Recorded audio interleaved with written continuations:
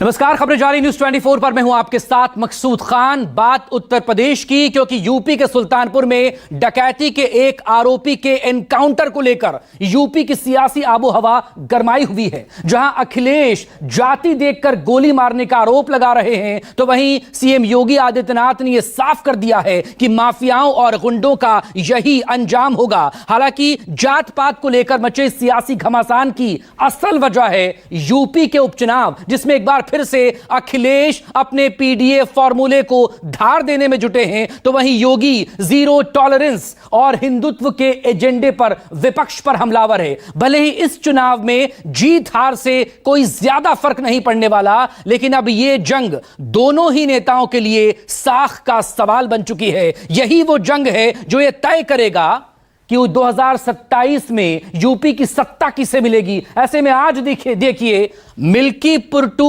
Katehari, Akhilesh versus Yogi. Samajwadi Party के लोग कर पाएंगे क्या? अरे उनको अवसर मिलेगा, फिर डकैती शुरू हो जाएगी, लूटपाट शुरू हो जाएगी। भक्तों का लहू बहाने वाले क्या अयोध्या में राम मंदिर का समर्थन करते क्या? कभी कभी लोगों को सदमा लगता है। आप सब लोग जानते हो, जब सदमा लग जाता है तो कुछ लोग बोलते हैं। 2017 से पहले लूट थी, क्या उस समय भी मुख्यमंत्री जी शामिल थे उस लूट?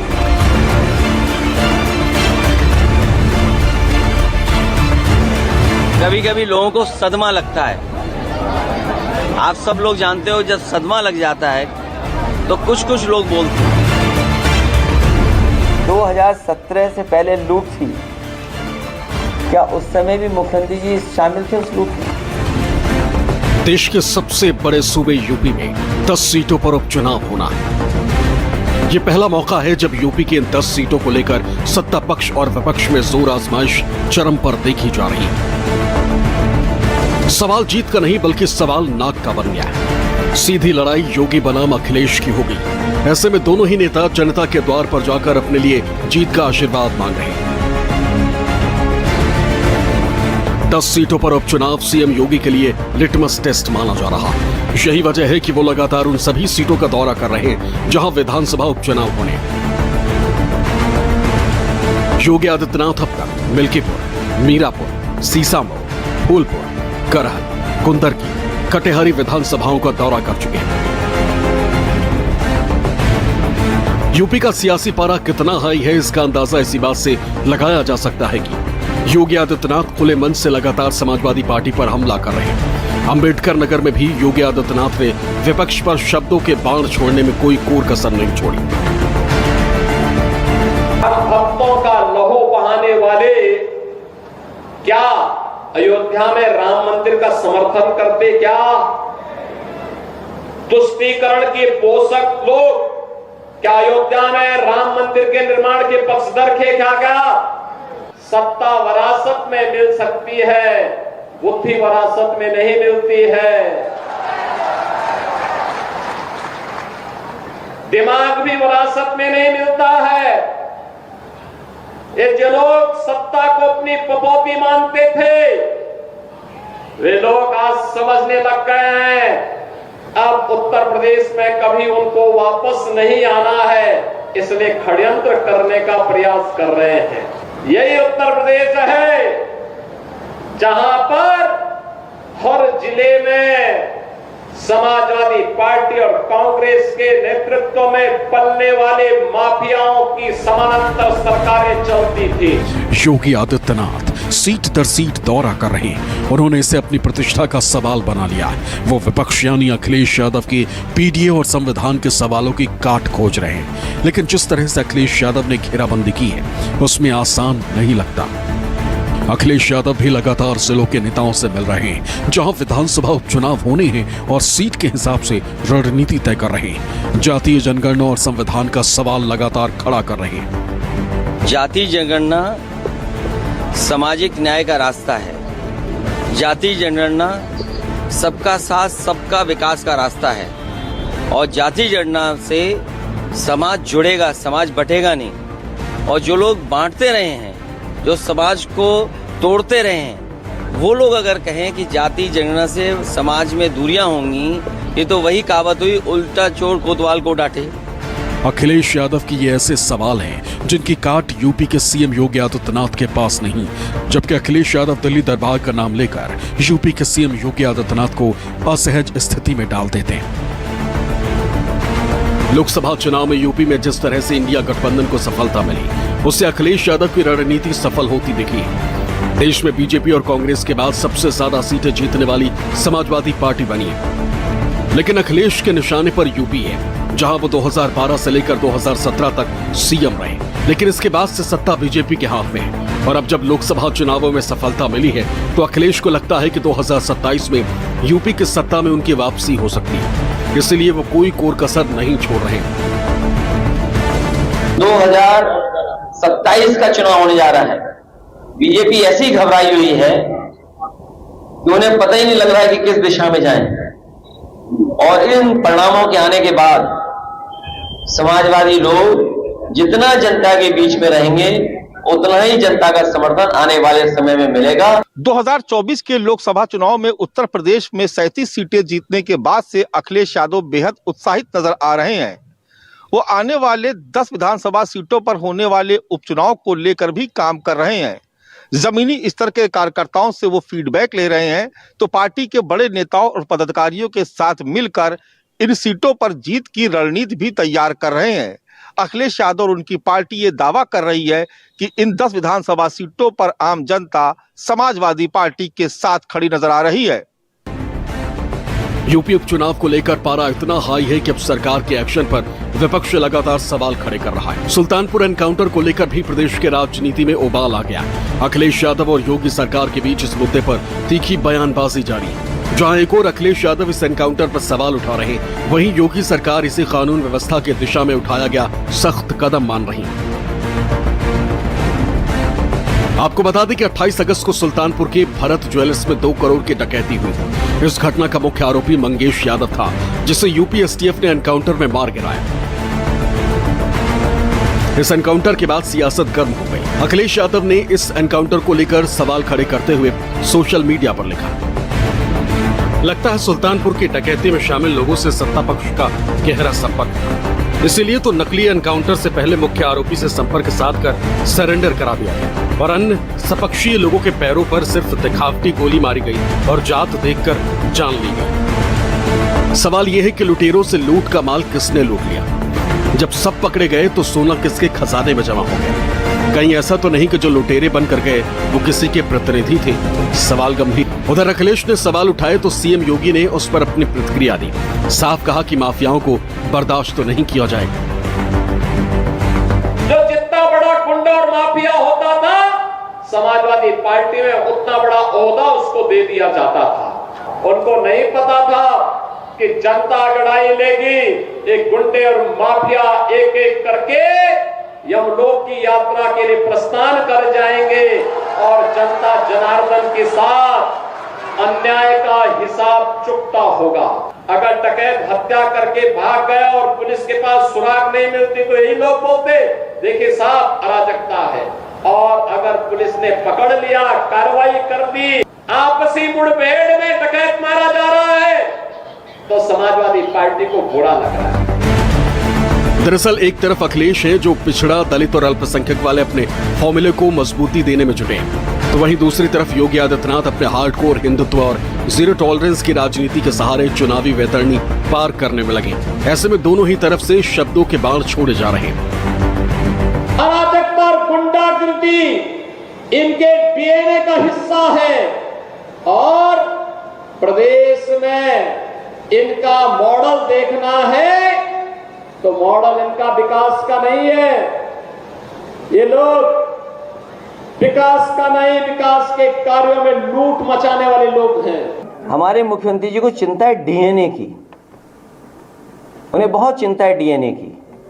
मैं बहुत दिनों से सोच रहा था कि शायद किसी दिन वो जो पावर प्लांट है उनका नाम बोलेंगे। वो आज भी पावर प्लांट का नाम नहीं ले पा रहे हैं और मैं दावे के साथ कहता हूं वो डीएनए तो बोल सकते हैं लेकिन डीएनए का फुल फॉर्म नहीं बोल सकते। इसलिए डीएनए को बोलने से पहले कि समाजवादियों के डीएनए में क्या है, कम से कम डीएनए का फुल फॉर्म तो बता दें। बीजेपी जानती है कि इस बार उसकी राहें आसान नहीं, क्योंकि पीडीए का वोट बैंक जो समाजवादी पार्टी की तरफ शिफ्ट हुआ है, उसकी पूरी तरीके से खिसक जाने का डर कहीं न कहीं बीजेपी को सता रहा है। यही वजह है कि खुद सीएम ने उपचुनाव की कमान अपने हाथों में ले ली और लगातार अखिलेश और उनकी पार्टी पर निशाना साधकर जनता के बीच ये मैसेज देने की कोशिश कर रहे हैं। योगी राज में यूपी सुरक्षित है और आगे भी रहेगा। वहीं अखिलेश भी योगी के हर सवाल का जवाब देने से पीछे नहीं हट रहे। अगर इनके इतिहास के पन्नों को लड़ते हुए आप जाएंगे तो बहनों और भाइयों, काले कारनामों से इनका पूरा इतिहास भरा पड़ा है। लाल टोपी है लेकिन काले कारनामों के लिए लोग जाने जाते हैं। ये लाल रंग इमोशन का है। हमारे मुख्यमंत्री जी इमोशन नहीं समझ सकते हैं। और देखो हमारे यहाँ तो बाल भी हैं सर पे, तो कम से कम ये टोपी उन लोगों के भी काम आ सकती जिनके बाल ना हो, गंजे जो लोग हों। हमारा लाल रंग मेल मिलाप का है, अगर खुशी का है, त्योहारों का। आखिरकार नाराजगी क्या है? इसीलिए मैंने कहा ये जो हार का सदमा है, जो हार की वजह से सदमे से नहीं उभर पा रहे हैं, इसलिए उन्हें हर जगह लाल लाल लाल रंग दिखाई दे रहा है। दरअसल अब यूपी में उपचुनाव सिर्फ उपचुनाव नहीं रह गया है, बल्कि ये वो जंग बन गया है जो 2027 का दावेदार तय करेगा। यही वजह है कि योगी वर्सेस अखिलेश की लड़ाई यूपी में राजनीतिक वर्चस्व कायम करने की बन गई। और इसी लड़ाई के दो सबसे प्रमुख चेहरे योगी और अखिलेश हैं। योगी राज्य के मुख्यमंत्री हैं तो अखिलेश पूर्व सीएम रह चुके हैं और 27 की लड़ाई में खुद को योगी से 20 साबित करना चाहते हैं।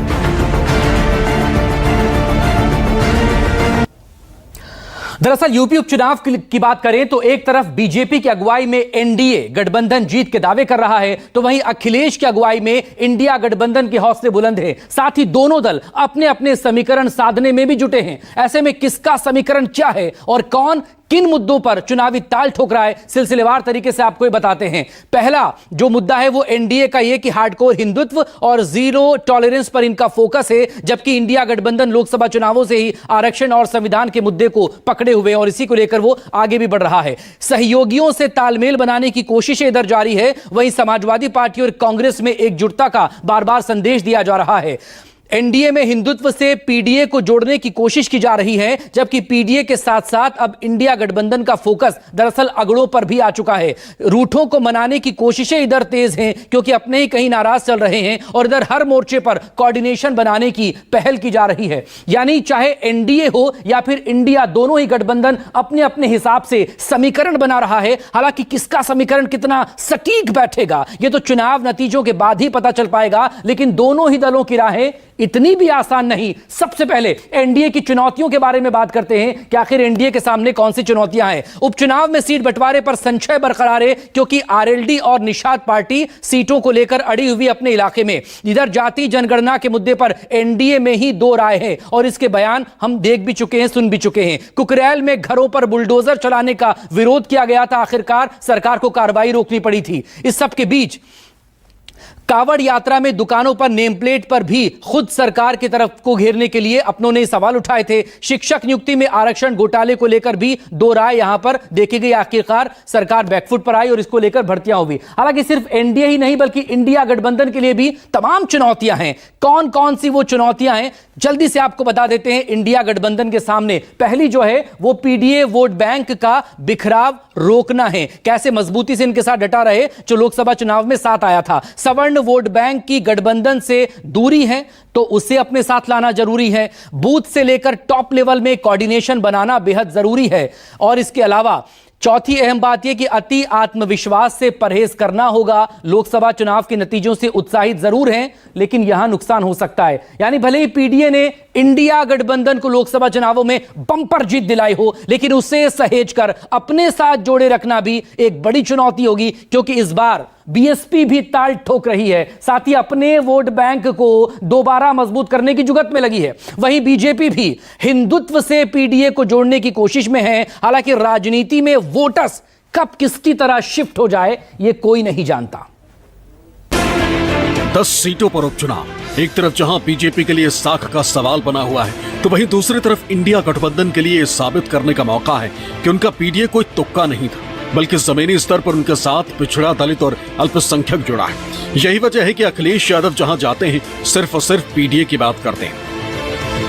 पीडीए ने एमवाई को हराया है। अब आप पूछोगे एमवाई क्या है?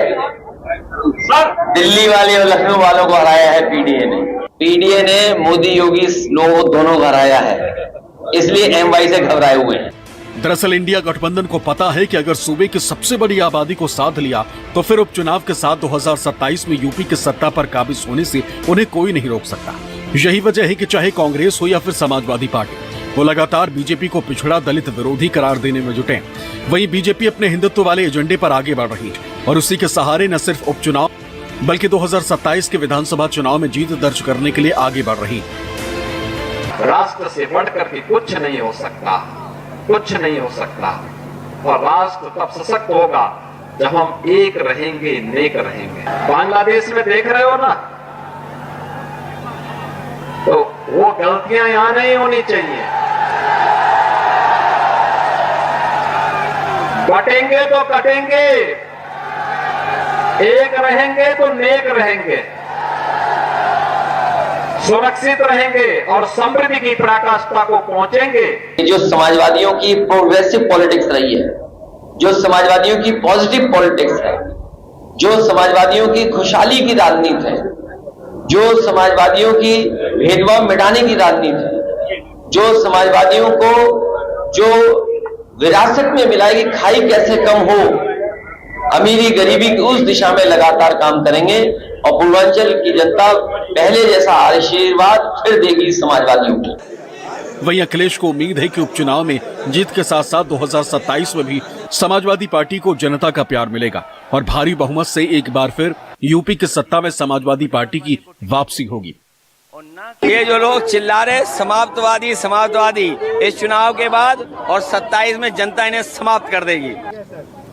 यूपी में जिन 10 सीटों पर उपचुनाव होना है, उनके नतीजे संख्या के रूप में बीजेपी और समाजवादी पार्टी को कोई फायदा या नुकसान नहीं पहुंचाएंगे, होकर के मुकाबला लेकिन इन पर जो जीतेगा उसके मनोबल पर असर जरूर पड़ेगा। बनाते रहेंगे ऐसे बीजेपी जहां अपना खोया जनाधार वापस पाना चाहेगी, वहीं इंडिया गठबंधन लोकसभा चुनाव में मिली बढ़त को उपचुनावों में भी जारी रखने की मंशा से चुनावों में उतरेगी। एक तरफ अखिलेश पीडीए का नारा बुलंद कर रहे हैं, 10 सीटों पर बम्पर जीत का दावा कर रहे हैं, तो वहीं दूसरी तरफ यूपी के deputy CM Keshav Prasad Maurya BJP की तैयारियों को पुख्ता बताते हुए न सिर्फ अपनी जीती हुई सीट वापस हासिल करने का दावा कर रहे हैं, बल्कि समाजवादी पार्टी की जीती सीटों को छीनने की भी बात कर रहे हैं। हम लोग को विश्वास है कि हम लोग अपनी सीटें तो वापस लाएंगे भी, लेकिन सपा की जो सीटें रही हैं उनको भी छीनेंगे। दरअसल अगर इन 10 सीटों के पिछले 2 चुनावों के आंकड़ों पर गौर करें तो 2017 में गाजियाबाद की सीट बीजेपी ने जीती थी, जिसे 2022 में बीजेपी जीतने में कामयाब रही। कटिहारी सीट 2017 में बीएसपी के पास थी, लेकिन 2022 में ये सीट सपा ने जीत ली। करहल सीट 2017 में सपा के पास थी और 2022 में भी सपा ने ही जीत हासिल की। मिल्कीपुर में 2017 में बीजेपी ने जीत का झंडा बुलंद किया था, तो वहीं 2022 में समाजवादी पार्टी के अवधेश प्रसाद ने जीत हासिल की। मीरापुर 2017 में बीजेपी के पास थी, लेकिन 2022 में वो आरएलडी के पास चली गई। मझावा सीट 2017 में बीजेपी के पास थी, लेकिन 2022 में वो सीट निषाद पार्टी ने जीत ली। सीसामऊ सीट 2017 में समाजवादी पार्टी ने अपने पाले में किया था, तो वहीं 2022 में अपनी जीत की लय समाजवादी पार्टी ने बरकरार रखी। खैर सीट 2017 और 2022 में भी बीजेपी के पास ही रही। फूलपुर 2017 में बीजेपी ने जीती थी, 2022 में भी ये सीट बीजेपी के पास ही रही। वहीं कुंदरकी में सपा ने पिछले दोनों चुनावों में जीत हासिल की, यानी पिछले आंकड़ों को देखें तो मुकाबला बराबरी का नजर आ रहा है। सवाल ये उठता है कि वर्तमान स्थिति में किसकी तैयारी कैसी है और किसका पलड़ा कितना भारी है, तो इसे समझने की कोशिश करते हैं। अगर समाजवादी पार्टी की बात करें तो 2024 के लोकसभा चुनाव में पार्टी का प्रदर्शन शानदार रहा। वहीं बीजेपी का ग्राफ गिरा और वो 33 सीटों पर सिमट गई। अगर देखें तो अखिलेश का पीडीए फॉर्मूला हिट रहा है, तो वहीं बीजेपी को पीडीए की काट अभी तक नहीं मिल पाई। वहीं समाजवादी पार्टी में 2024 के चुनाव के वक्त से ही एकजुटता देखने को मिल रही, तो वहीं बीजेपी में हार के बाद से ही सीएम और डिप्टी सीएम में मनमुटाव की बातें सामने आ रही। समाजवादी पार्टी जहां पिछड़ों के साथ साथ अगड़ों के वोट बैंक को साधने के काम में लगी है, तो वहीं बीजेपी के सामने अपने कोर वोट बैंक को बचाने की चुनौती है। अखिलेश लगातार सरकार के फैसलों और उनकी नीतियों को चुनौती दे रहे हैं, तो वहीं बीजेपी में आगे की रणनीति पर ही मंथन चल रहा है। यानी एक ओर सब कुछ बिल्कुल सही सटीक दिशा में नजर आ रहा है और दूसरी ओर उठापटक और दिशाहीन है। लेकिन ये भी तय है कि विधानसभा उपचुनाव इस दशा और दिशा में यकीनन बहुत परिवर्तन लाएगा और सारी जद्दोजहद फिलहाल तो इसी को लेकर नजर आ रही है।